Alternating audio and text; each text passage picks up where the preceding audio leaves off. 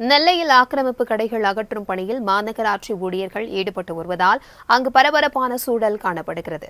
இதுகுறித்தான எமது செய்தியாளர் சரவணன் தரும் நேரலை தகவல்களை கேட்கலாம். வணக்கம் சரவணன். ஆக்கிரமிப்பு பகுதிகளை அகற்ற அவர்களுக்கு கால அவகாசம் ஏதேனும் வழங்கப்பட்டிருக்கிறதா? இது குறித்தான விவரங்களை பகிர்ந்துக்கோங்க. வணக்கம் பிரபாவதி.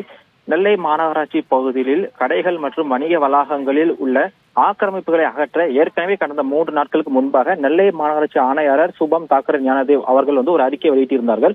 அதில் அடுத்த 24 மணி நேரத்துக்குள் நெல்லை மாநகர பகுதியில் இருக்கக்கூடிய ஆக்கிரமிப்புகளை அகற்ற வேண்டும் என்று அந்த உத்தரவில் குறிப்பிடப்பட்டிருந்தது.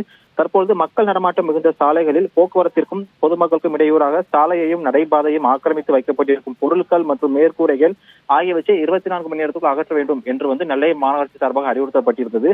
தற்பொழுது ஆக்கிரமிப்புகளை அகற்றாத கடைகளை மாநகராட்சி ஊழியர்கள் தாமாகவே முன்வந்து அந்த ஆக்கிரமிப்புகளை அகற்ற வரக்கூடிய காட்சி நாம் நேரடியாகவே காணலாம்.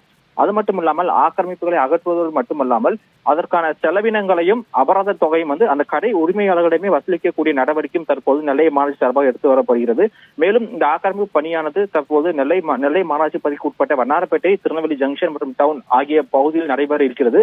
தற்போது ஒவ்வொரு கடைகளிலும் இந்த ஆக்கிரமிப்பு நடந்து வரக்கூடிய செய்தியை அறிந்த மற்ற கடைகளும் தற்போது தாமாகவே முன்வந்து இந்த ஆக்கிரமிப்புகளை அகற்றக்கூடிய பணியும் தற்போது ஆங்காங்கே நடைபெற்று வருகிறது. பிரபாவதி,